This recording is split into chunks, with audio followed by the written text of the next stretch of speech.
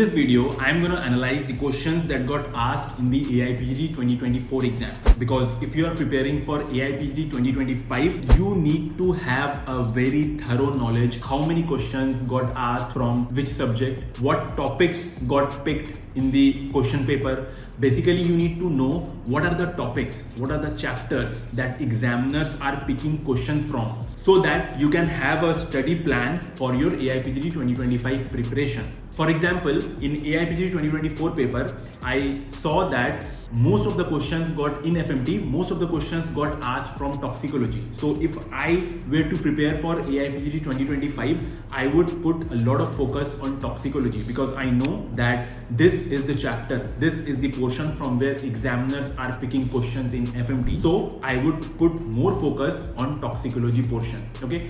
So anyways, before moving further, let us have an overview of all the questions that were asked, and for that have a look at this Excel sheet. So out of the total 120 questions that were asked, about 58 questions were from homeopathy subjects and about 62 questions were from allied. And I always say this, that out of 120 questions, expect around 50 to 55 questions to be asked from homeopathy, and around 45 to 50% of the questions to be asked from allied subjects. Here also in this exam, we see that around 48% questions got asked from homeopathy, and around 52% of the questions were asked from allied subjects. And out of these subjects, have a look at this chart. So we can see that from anatomy, in total 7 questions were asked. From community medicine, 7 questions were asked. Let me just mark it. From community medicine, 7 questions got asked. From FMT, 6 questions. Gynae, 6 questions. From materia medica, maximum questions were asked. 18 questions from materia medica. From medicine, 14 questions. Miscellaneous, there were 2 questions. Obs, 4 questions. Organon, 16 questions. Pathology 3, pharmacy 8, physiology 5, repertory 16 questions, and surgery 8 questions. So if you analyze this, if you see this pie chart or pie diagram, you will see that around 50 questions, 18 materia medica, 16 repertory and 16 organon. Around 50 questions alone got asked from just these 3 homeopathy subjects, and 8 questions were from pharmacy. So that makes a total of 58 questions from homeopathy subjects. This division may slightly vary. The reason being that few things are taught in both subjects. For example, contraception you study in gynae, you also study contraception under community medicine. So if I have put contraception under gynae, so that makes a total of 6 questions. But if you put contraception under community medicine, then gynae will be 5, and community medicine, which is 7 over here, that will be 8. Okay. So these numbers may slightly vary, but the important thing is to know which questions got asked in the exam. In materia medica, 10 questions were alone. Out of the total 18 questions, 10 questions, around 56% of the questions alone got asked from Allen's keynote. Around 4 questions were from boric materia medica. 2 questions were from the common name of the medicine, what is the family of the medicine, and 2 questions from miscellaneous materia medica. Okay, so that brings a total of 18 questions. Also in organon, if you see, there are few portions in the entire organon of medicine subject from where questions get picked. For example, question can get picked from the introduction, from the different editions of organon, from the preface section of the organon. Next portion is the aphorism 1 to 294. Another portion is the appendix. Another portion is the philosophy, the Kant's philosophy, Stuart Close's philosophy, Kant's observation, also from the chronic disease. So these are the few portions from where you need to completely study organon of medicine. In AIPGD 2024, around 4 questions got asked from the topic introduction, editions and translators preface. 2 questions were asked from Kant's observation. 1 question was from chronic disease, and 6 questions from aphorisms. So maximum questions got asked from the aphorism portions, and 3 questions were from the history and homeopathic philosophy. If you want to know about the allied subjects, for example, in anatomy, there were total 7 questions. Out of these 7 questions, 1 question was from lower limb. So lower limb was 1 question. Head and neck, 1 question. Thorax, 2 questions.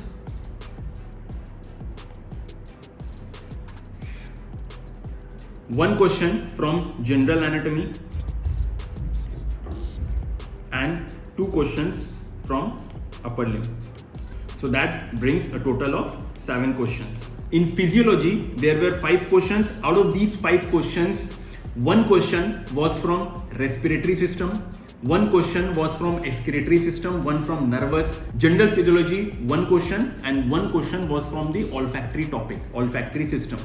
In pathology, this one is very important. In patho, all the 3 questions were from general patho.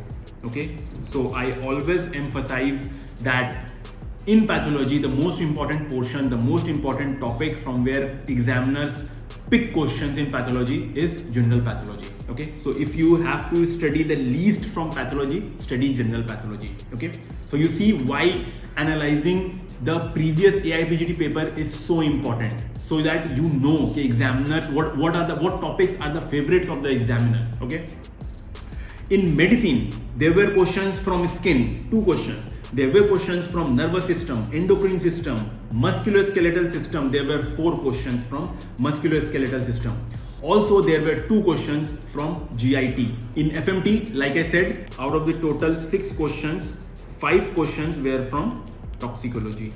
That is the importance of toxicology in your AIPGT 2025. In gynae also, there were questions from menstrual cycle, puberty, intersex. From contraception, there were 3 questions from intersex chapter of gynae. In community medicine also, there were questions from environment, from communicable, non-communicable diseases. Anyways, all these questions that were asked from which chapter, from which topic, that I will be discussing when I discuss each and every question, when I go into the explanation of each and every question. So having said so, let us directly jump into the questions. Let us solve this question. The term, this is a question from organelle, from the aphorism portion of organelle. This question number 2, the term tolle causam means. This is an organelle question from the introduction portion of organelle. So the question is, the term tolle causam means removal of the cause of disease. Totality, 4 options are given. Okay. Now this term tolle causam in your organelle is mentioned in 3 places. Twice it has been mentioned in intro, and 1 time it has been mentioned in the appendix. And the term tolle causam means to remove the disease. So option number 1, removal of the cause of disease. This is the correct answer. Option number 2 is totality of symptom. Totality of symptom is mentioned in aphorism 7, where it is mentioned that from the portrait of the disease, from the portrait of disease, you remove the causa occasionalis. What is causa occasionalis? The exciting and the manifesting cause. For example, a patient comes to you with suffering from menorrhagia. Upon examination, you find IUCD in situ. So an intelligent physician will first remove the causa occasionalis, will remove the IUCD. After that, the remaining symptom, that is your totality of symptom. So in aphorism 7, definition of totality of symptom is also mentioned, which is the outwardly reflected picture of the internal essence of the disease. That is your totality of symptom, and portrait of disease is mentioned in aphorism 6. Moral remedy, very important for MCQ. Moral remedy is mentioned in the footnote of aphorism 17. In aphorism 17, we see that removal of totality of symptom is restoration of health, sole aim of the physician. Okay, so the word sole aim of the physician is mentioned in aphorism 17. Aphorism 1 is the high and only mission. High and only mission is mentioned in aphorism 1, but sole aim of the physician is mentioned in aphorism 17, and in the footnote of aphorism 17, moral remedy has been mentioned. So that was question number 2. Next we have question number 3, which is a question from physiology, and the chapter is the respiratory system. Okay, now 2 statements have been given, and you need to say which statement is true and which one is incorrect or not true. Statement 1 is respiratory acidosis is caused by retention of carbon dioxide, the partial pressure of carbon dioxide and hydrogen ion rise. And statement 2 is in respiratory alkalosis, there is a fall in the partial pressure of carbon dioxide and hydrogen ion. Now, whenever you get a question on respiratory acidosis alkalosis or metabolic acidosis alkalosis, there are few key points that I want you to know. There are few key points that you need to keep in mind before answering any of these kind of questions. The first key point is that normal pH, the normal expected pH is 7.35 to 7.45. Okay, anything below 7.35 will be acidic, and anything beyond 7.45 will be alkaline. Clear? Point number 2. Carbon dioxide is the key player in the respiratory segment, and the hydrogen ion or the bicarbonate ion is the key player in the metabolic segment. Okay, so this one is the respiratory segment and this one is the metabolic segment. Point number 3. Whenever I say respiratory acidosis or alkalosis, I am referring to the lungs. Easy.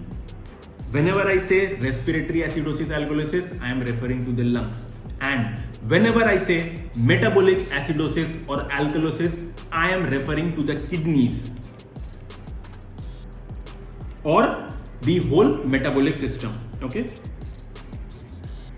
or the whole metabolic system. Fourth point, when we breathe in oxygen and we breathe out carbon dioxide. So there is a balance of carbon dioxide that is maintained in our body. Too much or too little carbon dioxide is not good for the body. In the same way, when the kidneys filter out the blood every minute, they maintain a balance of the hydrogen ion in the body.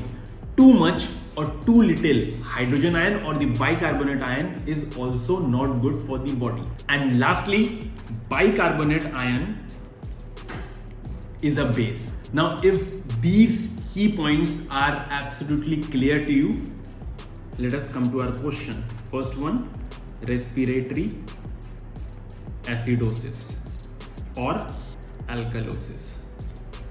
Okay. Now, respiratory means I am referring to the lungs. Acidosis is when the pH is below 7.35.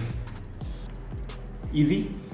Means respiratory acidosis means there is more carbon dioxide. Why there is more carbon dioxide? Because I am not exhaling enough. I am not eliminating more carbon dioxide. There is too much carbon dioxide in my body. And when will this happen? This will happen when I am hypoventilating. When my breathing rate is below 12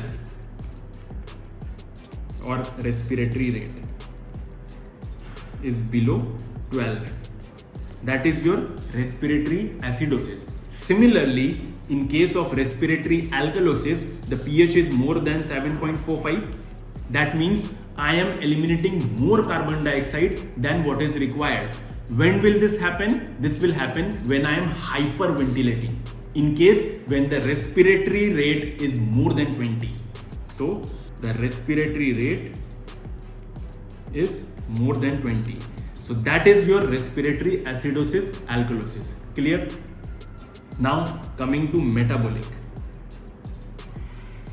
acidosis and alkalosis. Metabolic acidosis means kidneys, related to kidneys. Okay, So metabolic acidosis means when the pH is less than 7.35, means there is more hydrogen ion. Why there is more hydrogen ion? Because the kidneys are not able to eliminate enough hydrogen ion from the body.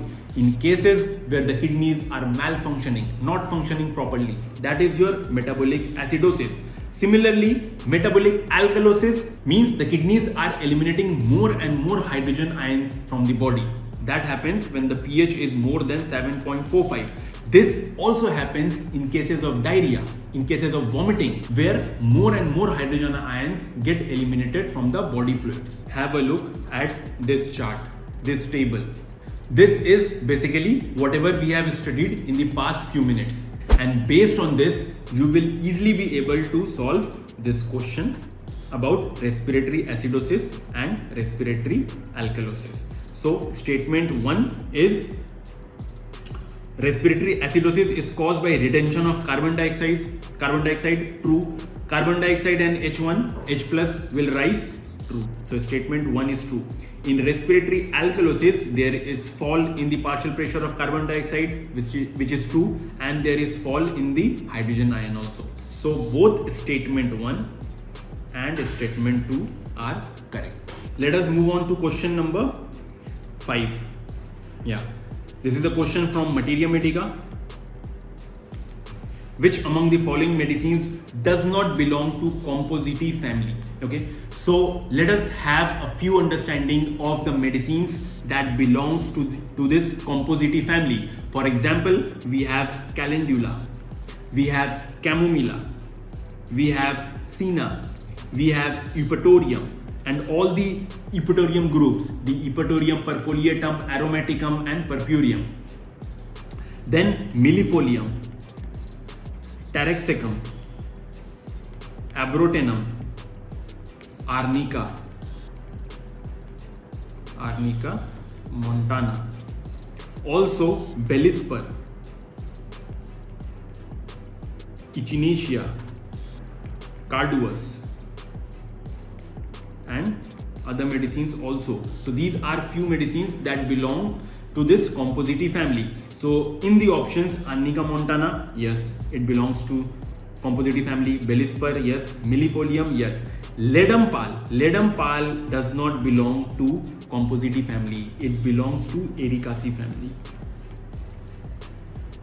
So the correct answer is Ledum pal. So I hope you are getting an idea how you should be going through not only the correct option but also all the options that got asked. Why I am telling you? Because into a 2024 question, there is a question from Compositae family. In 2025, the examiner may ask you a question from Ericaceae family also. Okay, so that is why you need to analyze 2024 very nicely if you want to prepare for 2025 AIPT.